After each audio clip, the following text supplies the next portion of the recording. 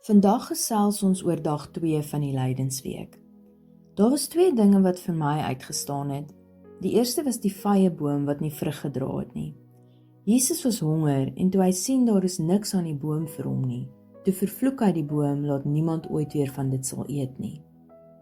Die tweede ding wat belangrik was van die dag, Jesus maak die tempel skoon.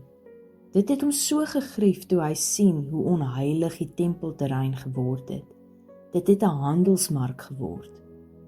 Dit was die Here se huis en hulle het dit 'n den vir diewe, vuildiere en geldwisselaars gemaak. Dit kon net sowel 'n plek wees waar Mammon aanbid word, want geld het daar koning gekraai.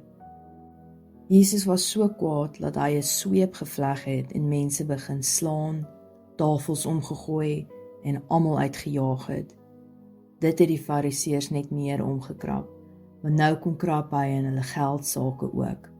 Oor dit hulle sakke nou begin raak het, moes hulle ernstig van hom ontslaa raak. Markus 11 vers 15 tot 17. Hulle kom toe in Jerusalem.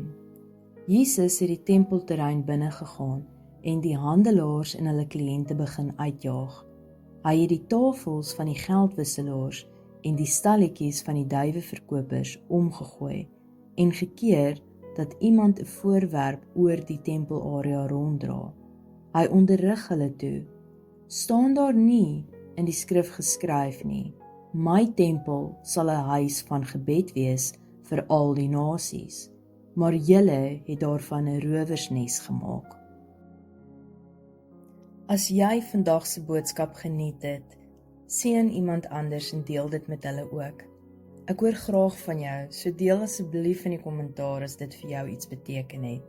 En onthou om Smags soos 'n Wildsbok te volg op YouTube en TikTok vir meer.